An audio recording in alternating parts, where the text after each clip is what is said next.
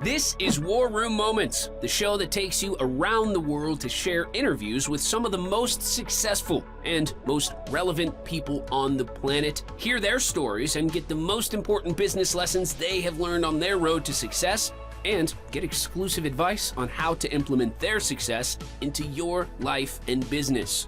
War Room Moments is brought to you by the Strategic Advisor Board. Here's your host, Jason Miller. Welcome to this episode of War Room Moments. Today we have Terry Foster with us, and Terry Foster runs an agency. Terry, glad you can be here, my friend. It is my pleasure. So happy to be here and show some value. Awesome. Well, can you tell the audience a little bit about yourself, about your company, and what your superpower is? Absolutely. Hello, everyone. Like Jason said, my name is Terry Foster. I currently reside in Atlanta, by the way of Pittsburgh, Pennsylvania, though. So I'm kind of still a big Pittsburgh guy, but here just recently located to Atlanta. I own a digital marketing agency. So we help businesses scale to 7 figures and beyond with profitable paid traffic. So a lot of Facebook and Instagram ads, YouTube ads, TikTok ads, any way that you can amplify your traffic through paid channels. That's what we help businesses do. And my superpower is helping businesses make money. So again, it's all about being profitable. So we can kind of tap in and plug into their brand, get it to the right people so that those people actually become customers. So my superpower is helping people print money with paid ads. It's cool. Print money. I want that printer. Absolutely. Did you patent this printer? This said printer? It's in the works. Oh, that's too funny. Well, awesome. I mean, Terry and I, we've known each other for what, two and a half years or something like that. So, I know what he can do, and he has a really great gift with social media stuff. And I've seen it firsthand, and he just does really great work for people. He has an amazing need and want and desire to help the Black community of business owners, which I think it's just phenomenal. It's not being something to everyone, which seems like that's what all businesses are trying to do, is be something to everyone. And that's what I love about you, is that's not you. You definitely will say no if it doesn't fit in your wheelhouse, for sure. So, and that's a rarity nowadays, for sure, because people just want to take people's money. And that's what I've always liked about you, is many times I've called you and said, no, I'm good.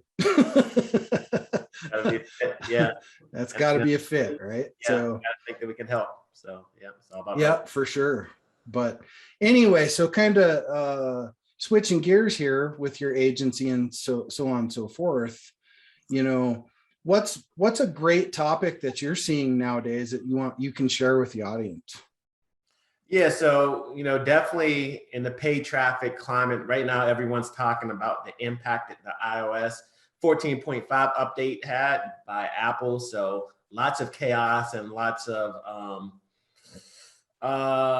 challenges that those updates have, caused advertisers. I actually saw like a article today and how that trickled down to like brands like Warby Parker, Allbirds, like these big D2C brands that were killing it with like Facebook and Instagram ads. And, they were kind of struggling post iOS 14.5 update. So that's something that we all have to deal with and contend with. But, what I've preaching now, and something that has always worked, is tried and proven, is the importance of building up assets that you own, building up a community. So getting emails, getting SMS, making sure that you're increasing your followings on your social platforms, building up some assets that you have a little bit more control over. I'm actually had a masterclass where I talked about that in depth yesterday, how important it is for businesses to make sure they build a bankable community, because paid traffic is going to continue to get more and more expensive. It's going to continue to get more competitive. It's going to continue to get harder. And kind of how you bypass that is actually building a community of people that know, like, and trust you, things in a phrase we heard before, but it's more important than ever. So being intentional about using paid traffic and all types of traffic, not just paid traffic, organic traffic to actually build a community, build lists, and then figure out, of course, how to properly monetize those lists on the back end is super, super important now. A lot of us got spoiled by Facebook and Instagram being pretty easy. So we were able to bypass that step, but now we can't do it. So that's kind of something that I'm pressing upon people to make sure they understand, get that mindset shift that, hey, you may need to work a little bit harder. You may have to date them. You may have to court them before you get that sale. You can't always get it on the first attempt anymore. Yeah. Isn't it interesting how we've literally regressed back to old school, right? Yep. Cycles. Yeah. It's like all things cycle their time, right? So, and it's like, I was talking to somebody the other day and they just do tons and tons of direct mail now, right? Which direct mail hasn't, you would think that would have been dead forever ago, right? But it's made its comeback now. And, right, because of all these things and I'm not super smart and caught up on all the iOS stuff and things like that. I depend on people like you for that. But what I do know in its very simplistic terms is what used to work doesn't now, right? That's what you need to know. So at the end of the day, all the technical crap behind it, right? That part of it is really immaterial to me as a business owner, right? I just want to talk to somebody like you that goes, look, what used to work doesn't work. And here's how we've pivoted to make things work again, right? Right. Nobody cares about all the mumbo jumbo jargon, right? They just care about what can you do for me that works, right? Exactly. And exactly. I mean, we've pivoted all of our platforms back to email now, and it's a lot more touch points that you have to do with email starting out cold like that. But man, you can really build such a greater relationship that way. Definitely. When you're sharing blog posts, you're sharing, video content, you're sharing all this stuff. It's like we've had to revert back to the way we used to do things, which is people actually got to know you. Right. Who would have thought? Yeah. Back to those days. Yeah. So, I mean, what are you seeing for results now with using this new pivot and the way you're operating now? How's that working out? Yeah, it's off to, definitely a really good start. It's one of those things, again, though, you have to, make sure that you're not entirely, focused on what I call day one return on ad spend, like immediately getting a return back. Of course, you want a return to be able to float you until, all of it comes due. But, this is a way to make sure that you have people to talk to. So even if you're making back a considerable return on ad spend on the front end, that's cool, because now we just have so many more people to email, to text, to get in front of that, day 30, day 60, day 90, they can become customers, or those people that initially bought that first time. If you did what you're supposed to do, they're going to enjoy that experience. They'll come back and buy again. So it's definitely, a bit of a longer term play, not talking like a year out, but typically most people, I said, kind of get spoiled to, okay, how much money did I spend today? How much money did I make today? And that's all they can see. Whereas now we have to think a little bit more further out, because it's a little bit of a courting process and a nurturing process to make sure that we get the payoff on, the back end. But like I said, this isn't anything new. This isn't like a new marketing technique or ploy that I just created. Like, people have been using this strategy since the beginning of marketing, but it's just coming back into play, and people have to do it again, since it's not as easy to just throw up an ad on Facebook and then get rich. Are you telling me there's no more instant gratification? Hate to be the bearer of bad news. Well, we just live in such a world of that, right? I mean, you drive through restaurant, it's like that. You order your coffee, it's like that. You do all these things, and we've lived in that world of instant gratification as business owners with all these social media platforms and stuff. And now it's like everybody has to take a step back. And now it changes all the planning for your company's finances almost, right? So, because what used to be able to stack up in a quarter and be able to show some kind of results in that quarter, now you might not see that result till second quarter. Right. So now you got to float all this cash flow across, and people aren't used to having to do that. And but at the end of the day, I kind of look at it like this. I think it's a good thing in a way, because it gets us off that instant gratification platform, and it makes us have to plan for a long-term sustainable business. Right. Absolutely. So, you know, and that's important to do that for sure. Absolutely. Yeah. So the strong are definitely going to survive. So there's people that just can only kind of see like the immediate outcomes, you know, they're not going to make it, you know, it's just, you know, harsh to say, but if you can't wrap your head around building like a long-term strategy and plan, good luck, because advertising stuff, they're just going to continue to get more and more expensive. Google is planning to kind of do a similar thing on its platform. So it's just going to be tougher to do what we used to be able to do for sure. But the strong will always survive. Winners will always win. Yeah, for sure. Well, if you could just dump like one nugget on the audience, one gold nugget, what would that be? What would that one gold nugget be? One gold nugget. I know you have a lot of them, but yeah, there's a lot. I mean, I guess could kind of, you know, play off of what we have just been talking about as a business owner.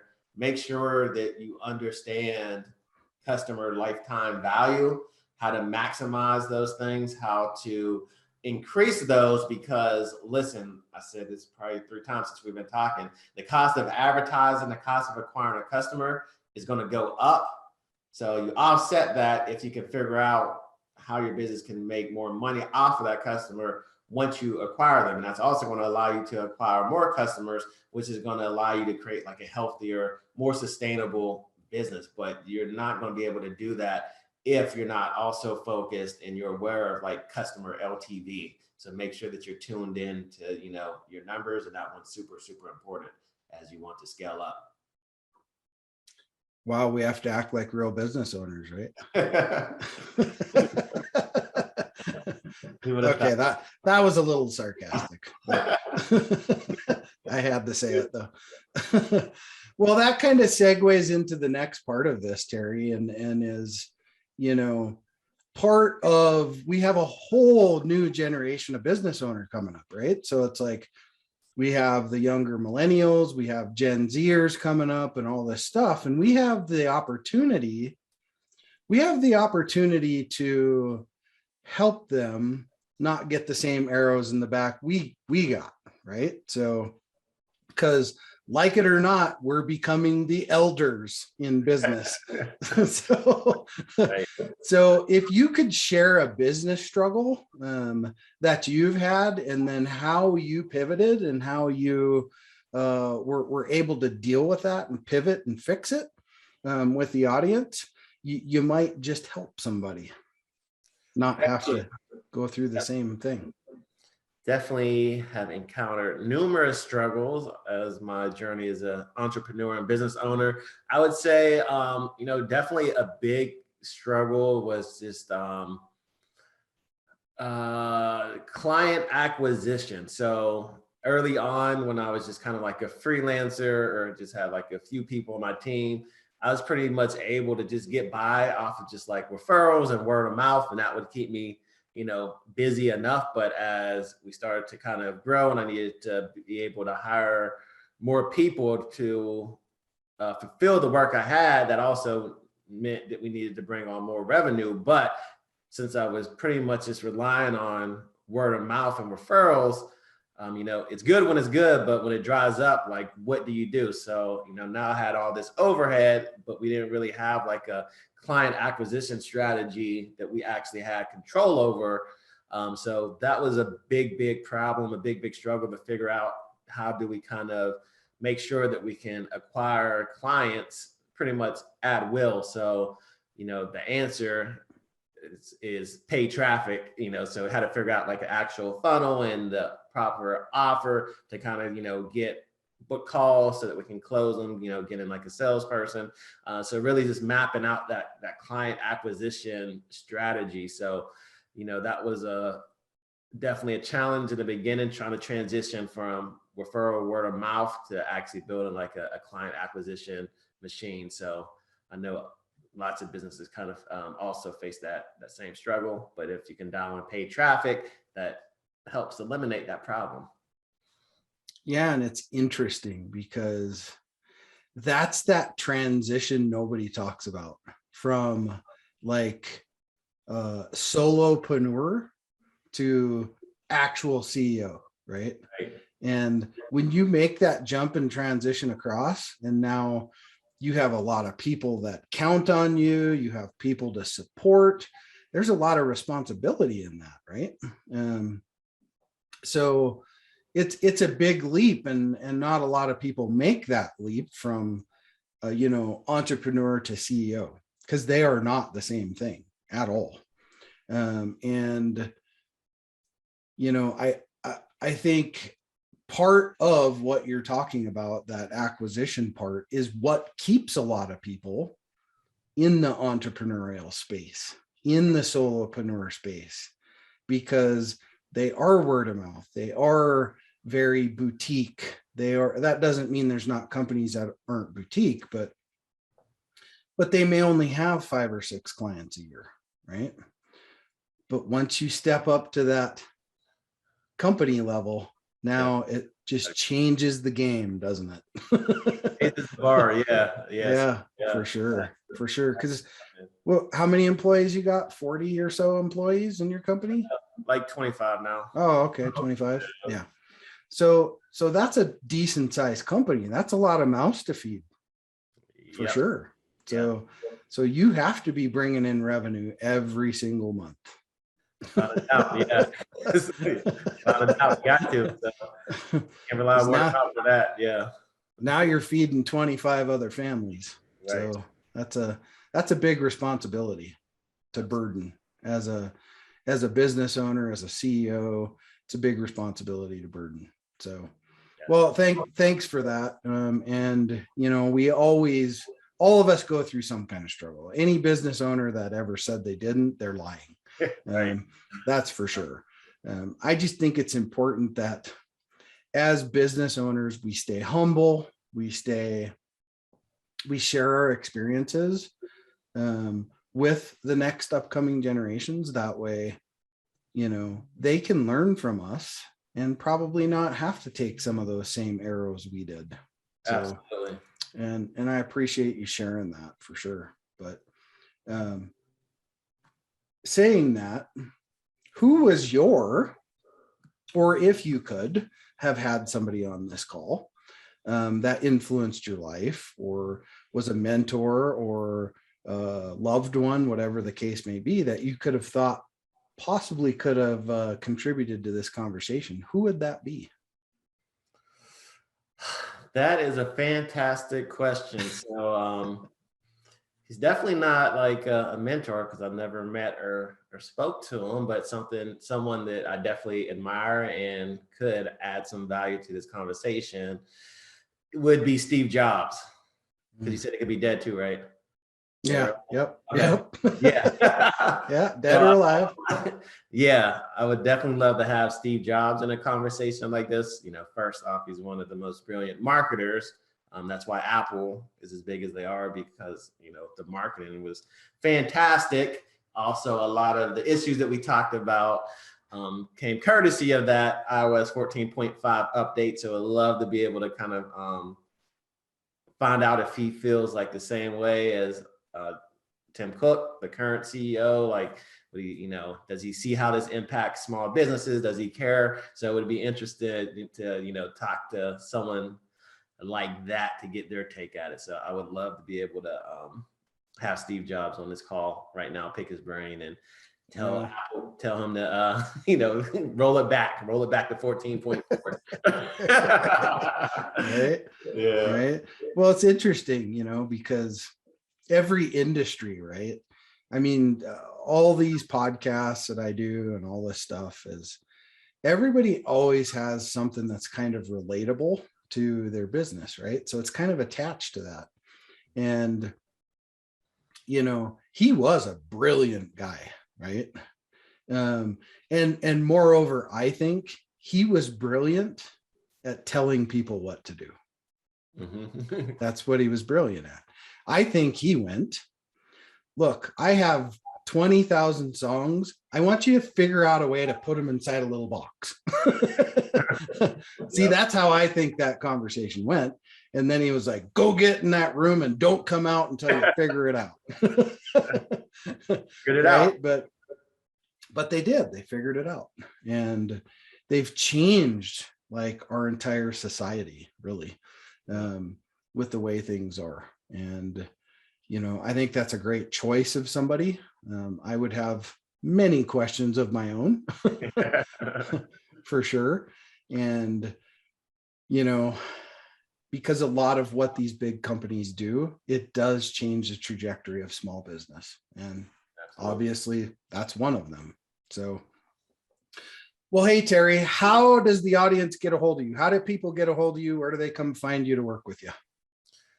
So you can find us at our website, www.terryfosterconsulting.com. We're on Facebook and Instagram at Terry Foster Consulting, YouTube at Terry Foster Consulting. So pretty standard across the board. So that's the way you get in touch with me.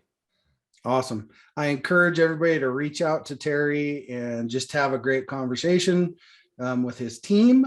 And thank you for being here, Terry. It's always a pleasure to sit and have a conversation with you. I know we've had many toilet pondering moments together over the last 2.5 years. And thanks for sharing today. And I really do appreciate it. Absolutely. It's been my pleasure. Much success and love to everyone who's tuning in. Thank you, awesome. guys. Well, hey, thank you for attending this episode of War Room Moments. This is Jason Miller, your podcast host, signing out.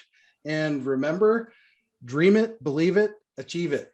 We'll see you on the next episode. Thanks for listening to War Room Moments with your host, Jason Miller. Please leave your feedback and visit strategicadvisorboard.com to get the latest and greatest business advisement on the planet. Follow us on social media for updates, and we'll see you on the next episode.